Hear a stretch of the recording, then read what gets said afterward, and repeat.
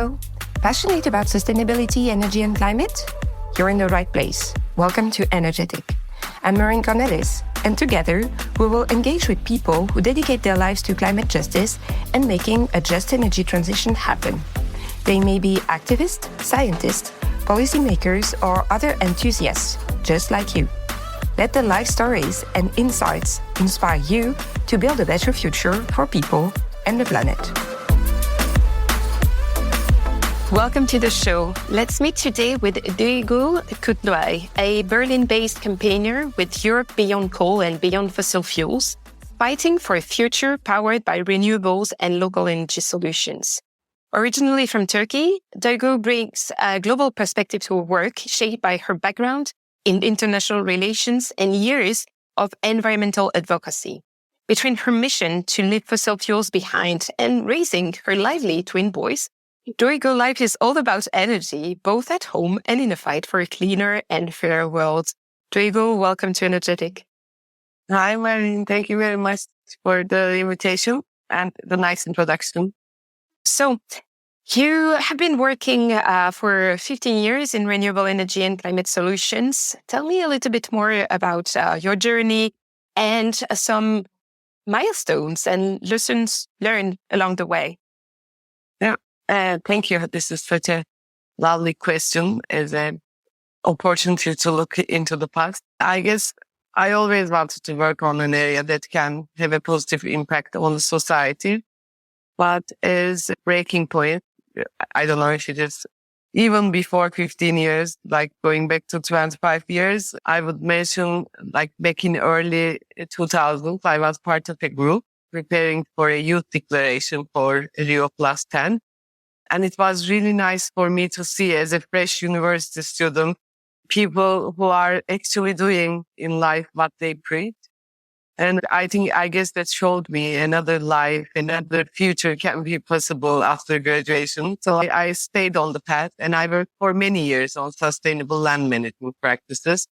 And this gave me an opportunity to travel around Anatolia, travel globally, meeting really inspiring communities in Bolivia, doing agroecology for quinoa production, camel herders in India, rooibos cultivators in South Africa. And these communities inspired me a lot on trying to find local solutions that not only enhance their livelihood, but the environment they live in and also have a much wider global impact.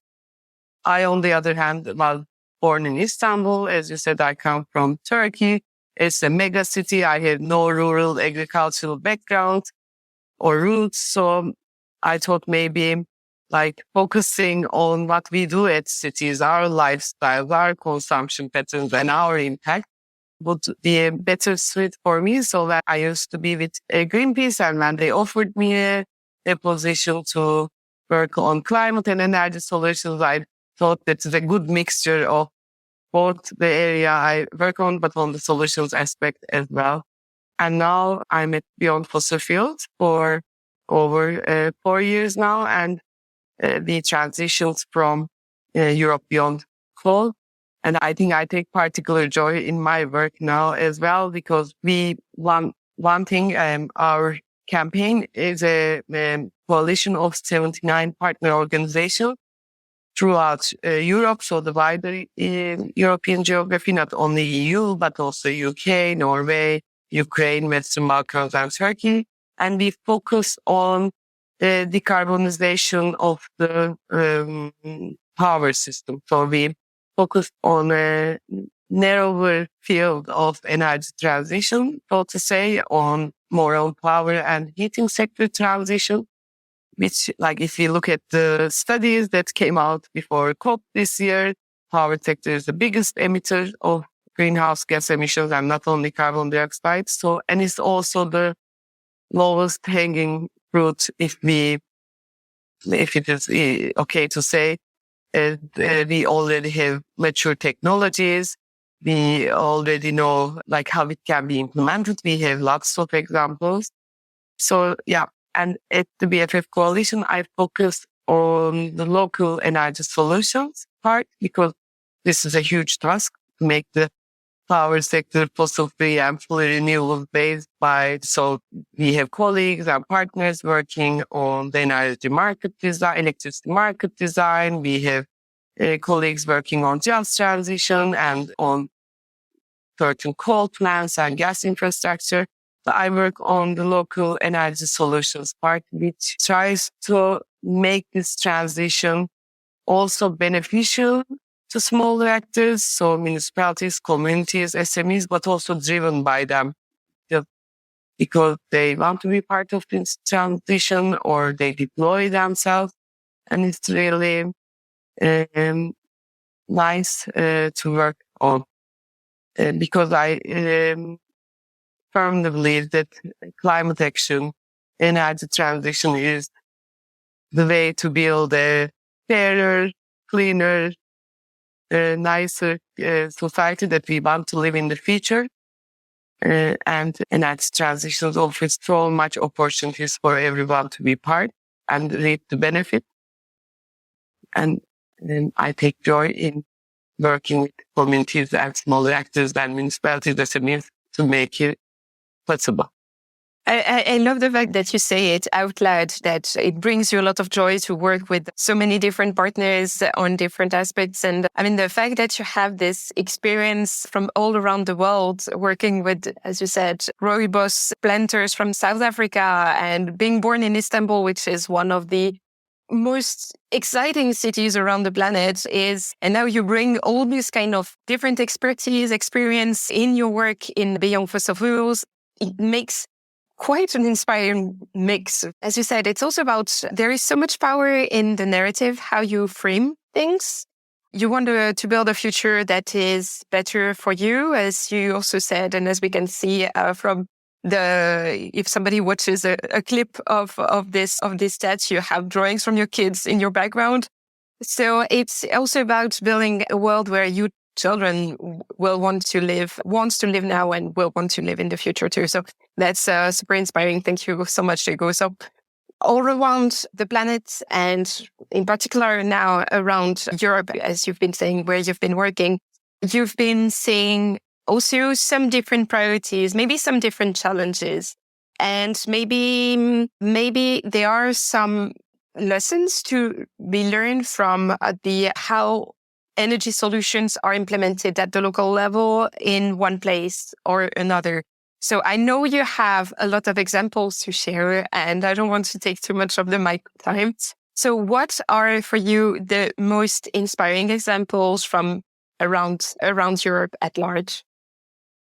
Yeah, I think working on Europe at this time in particular in energy transition is meaningful in various ways because as we see in the last years and as we see now, even at the last COP, that Europe is leading the energy transition. And if we get things right in Europe, that will be a very good role model for the rest of the world.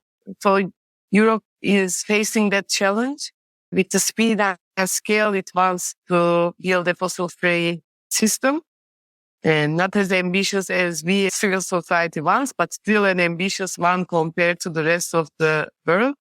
And the second challenge is to do it right. Like you said, the one that respects ecosystems, benefits communities.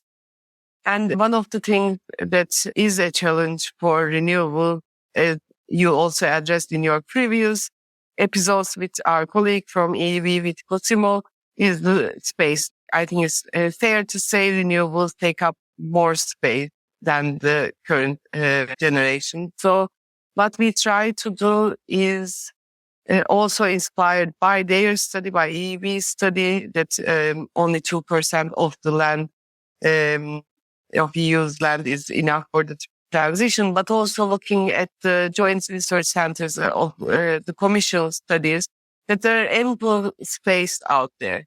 So when we are trying to make examples visible, like the one you mentioned, that we collect them in a local energy solution map that I can further explain later, we try to find sites that make sense, that have a huge potential that are not utilized, that are underutilized, and once they are used, benefit communities as well, and all these that take part in the action. So we look at, for example, railroad infrastructure.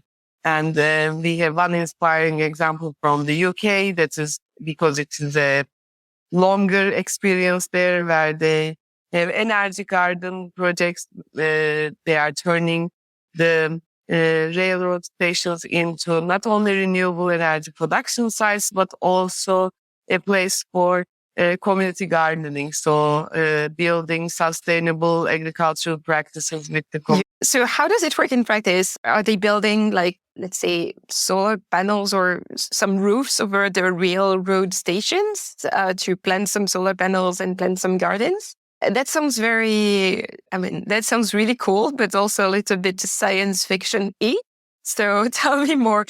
And this is actually what we are trying to do with our local energy solutions map for all those inspired audiences, that they can visit the map and sort according to actors, size, technologies, and the key benefits to the society that this project highlight, and come across many projects. And if you look at the Energy Garden project that I gave an example of, which is also in our map, they are working since 2011. So it's not a new project, and they are working on London's railway stations. So trying to turn them into food and energy hub. There are solar installations, but also vegetable garden run by local people. So there has been almost 30 projects when we last checked for our map, and it engages with people in climate solutions in such a metropolitan area and in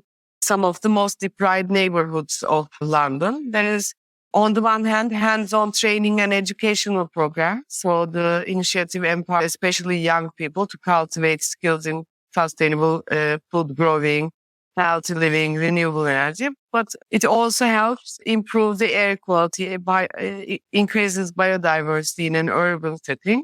And it's also beneficial economically. It has a 4% annual return on investment. That's for participants that are willing to invest in the program. And projects like this, for example, we also have lots of examples on solar installations on football stadiums, or we have some pilot projects or projects done on public buildings of landmark value. So this is also good for what you mentioned on the narrative setting part of, because it's part of an urban culture to visit a railroad station or to visit a stadium and to see there on first hand the real life deployment, the real life implications of the renewable energy transition. I believe that helps also to showcase that climate action can be beneficial to all. Yeah, and that's indeed like getting inspired by the stories. But what you just said about showing that's a win situation, demonstrating is kind of also the way forward, right? Because there are many voices that will say the energy transition costs a lot, but they don't really see that it also brings a lot of benefits. It improves the life of the people. It improves the air quality. It addresses urban heat island effects. It lowers, if you have like also a garden where you grow vegetables, it lowers the price of the food and the quality of the food. So all in all, it has impact on the health and the health expenditure of the population. So it improves productivity. So this is also economically sensitive in a way. But yeah, what we have been saying is a lot of opposition, like, no, this is the transition costs. Where what you say is, no, it's actually taken together. It's so much more positive for the people and for the economy as well, and for social cohesion. So that's like a winner. But I guess that many of the projects that you've been following, accompanying, etc., have also seen some backlash, right? Is it around more like the economic aspect, or is it more around social aspects? And if they have been backlash, how were they addressed? So before we start this obviously not to convince you. I'm sure you're already convinced, but when we talk about the cost of energy transition, sometimes what we forget is the cost of inaction in terms of climate change. So it's not whether or not it's costly or what is the cost of transition happening, but that we have to do it, and we have to do it in a way that the benefit of this transition is enjoyed by all, or is some of the tangible benefits like improvement of air quality, like reducing of the carbon emissions is widely known. But what we as civil society want is not replacing like for the like. So the centralized fossil fuel infrastructure in energy production, in power production, where only a few profit from this, and then the rest of the society has to live with the costs or externalities of this investment. It translates to the new energy system as well, the new energy transition as well. Yes, we need utility scale big projects as well as community projects, but we have to design them in a way that respects ecosystem and that shares their benefits with communities. Whether this is safeguarded by law, legally, as in some countries, or as the local actors demanding that and their voices being heard. But we have to make that happen for the energy transition to catch up with the speed and scale needed for climate action. And really one of the ways you do it is also through mobilizing small and medium-sized enterprises, SMEs, on the energy transition. So how do you make that happen? And what have you found to be effective strategies in getting them both involved and really invested, like really committed at many different levels? We have been focusing on SMEs for the last couple of years, and they are like over 90%, they constitute over 90% of Europe's all businesses, but also because like they are on the ground producing the backbone of the European economy, providing the employment they like the biggest employment in Europe. So when they change, when SMEs change, then it will be really a game changer for the European electricity system as well. So we try to understand what motivates SMEs, what their concerns are. We cooperated with Duygu on the aftermath of the European energy crisis last time. And then we asked them several questions on how they were affected by the energy crisis, what they see as a way out, whether they would be willing to act. And we did a survey with 1,500 SMEs in 6 countries. So Netherlands, Germany, Italy, Greece, and Czechia and Poland to have a bit of a glimpse of different regions of Europe.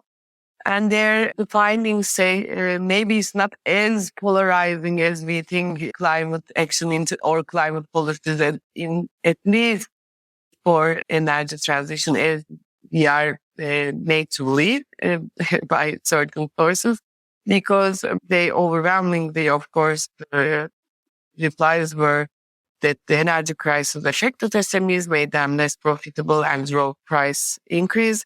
But also a significant chunk of SMEs know that this energy crisis was a result of dependency on fossil fuels and blame the fossil fuels for high energy costs. And they support more solar and wind to build resilience, and actually are already acting on solutions, whether it's deploying themselves or increasing the energy efficiency measures, installing heat. So they are already, when they can, taking action. And what was, I think, most significant outcomes of the study was 3 out of 4 SMEs said they would be willing to take action if their national barriers were removed and there was additional support. So this is most of the time, like also on our conversations with municipalities, especially with our smaller actors, also with local actors in just transition regions, SMEs. So this seems to be a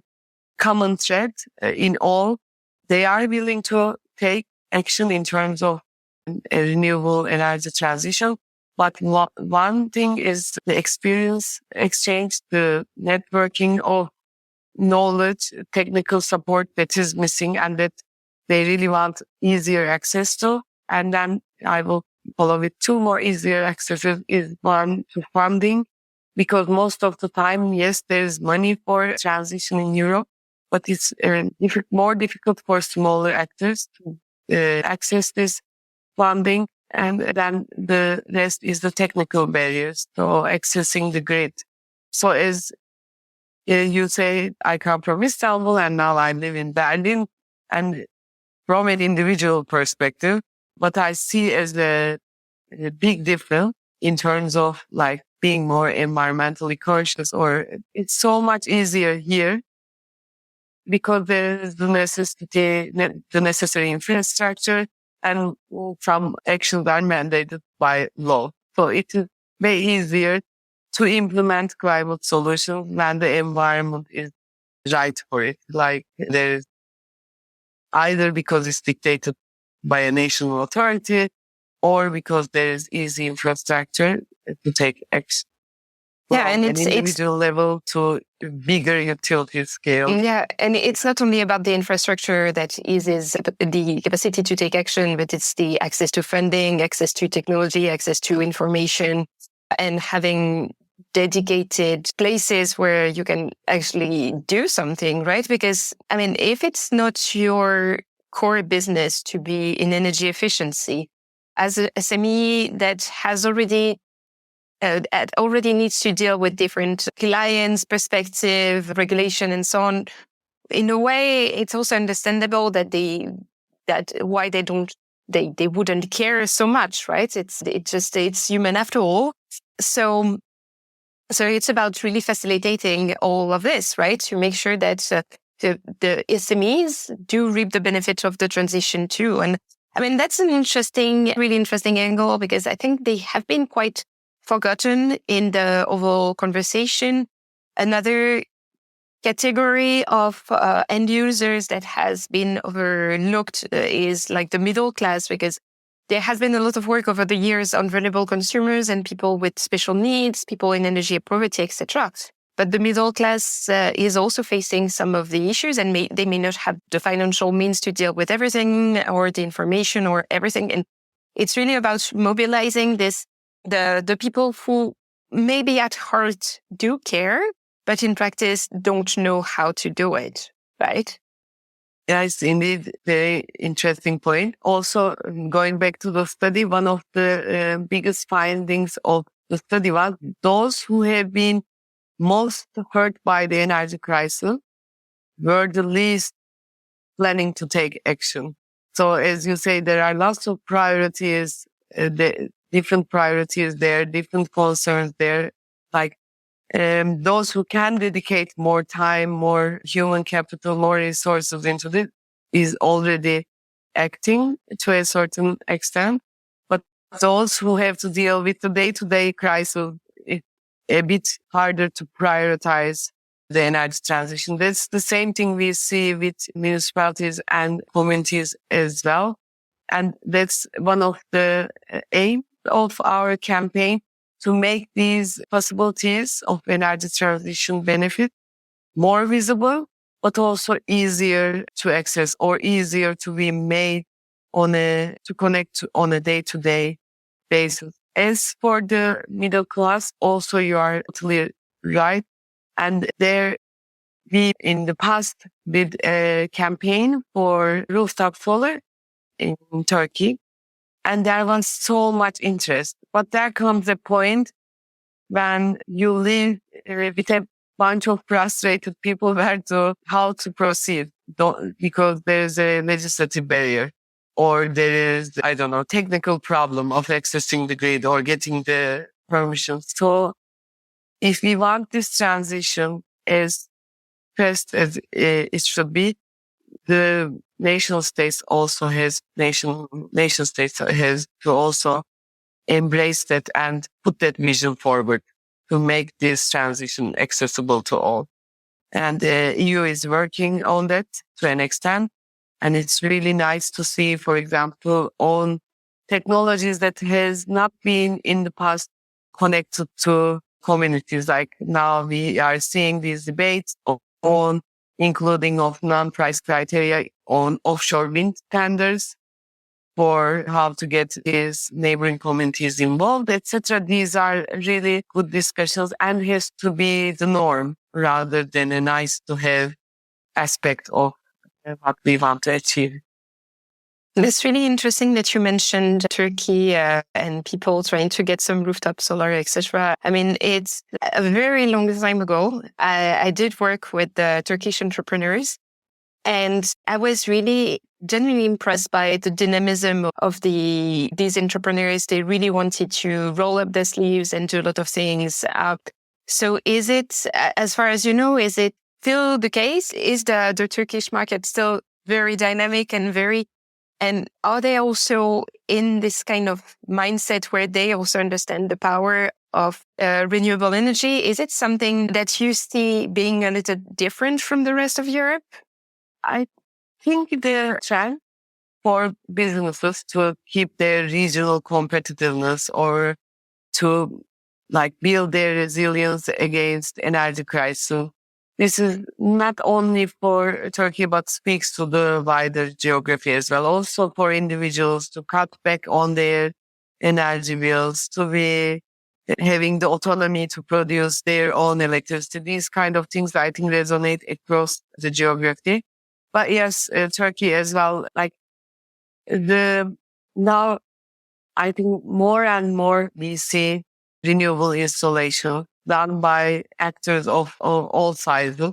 And the more people see benefit, the more they want to implement themselves. So the question is, how can we make it easy for those involved? And it doesn't have to be, it can be energy communities having all the necessary legislation that makes it possible to form and produce via energy communities, which in Turkey still doesn't exist. That's why I gave the example of energy communities, or making benefit sharing of utility scale larger renewable installations, renewable projects mandatory or more easily accessed. These kind of things, I think, help throughout the geography.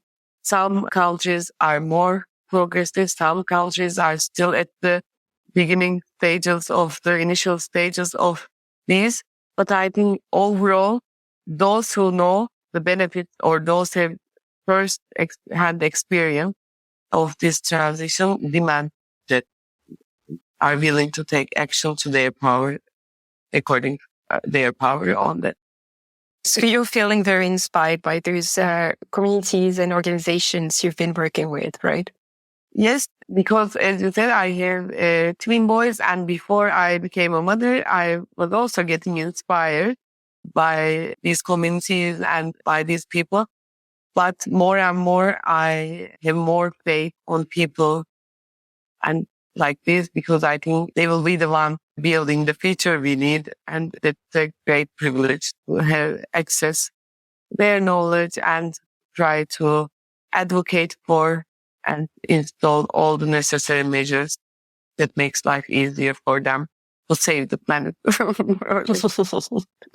Great. One very last question for you, Duygu. I mean, we have a new European commissioner in charge of housing and energy. We have a new portfolio around just transition and competitiveness by Teresa Ribera. So we have lots of potential for action.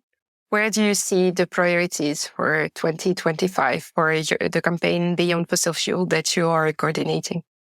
I think we have lots of problems in addition to the problems that are to be caused by climate change or that are being caused by climate change, like energy poverty that you also talk about in your podcast. And polarization, political polarization, all this feeling of, I don't know how to say it, but some people feeling left out of the system or be feeling disregarded. And energy transition or renewable energy projects can offer solutions tackling these. But it's really not in the agenda that much that how energy transition can solve this contemporary problem. That link is most of the time overlooked. And our campaign's priority for the next year is to make these links more visible. And as I said, like making a clean, fair transition is the norm rather than a nice to have feature for developers or for state. Thank you so much, Duygu. It's been such an inspiring and insightful conversation. And I will put the link to your campaign and to the examples and the studies that you mentioned in the show notes so that our listeners can refer to them. And thank you so much. And we are broadcasting in February. So I don't know if we're still in time for saying a Happy New Year, but very Happy New Year to you and to Beyond Fossil Fuel. Thank you very much. It was such a nice pleasure.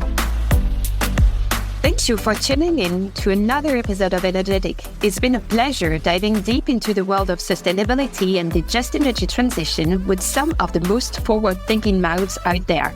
I'm Maureen Cornelis, your host from policy consultancy Next Energy Consumer, and it's been an incredible journey growing this podcast together with you, our knowledgeable and passionate listeners. Since 2021, we've shared countless stories, insights, and ideas over more than 40 episodes, and it's all thanks to your support and enthusiasm.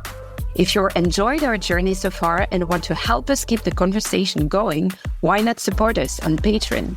Every bit helps us bring more inspiring content your way. Check out the show notes for the link.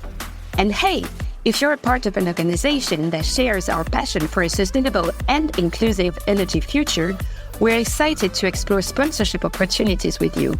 It's a fantastic way to connect with a dedicated audience and make an even bigger impact together.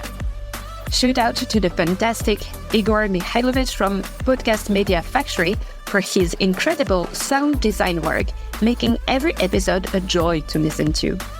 If you haven't already, make sure to subscribe to Energetic on your favorite podcast platform. And if you think a friend or a colleague could benefit from our episode, we'd love for you to spread the word.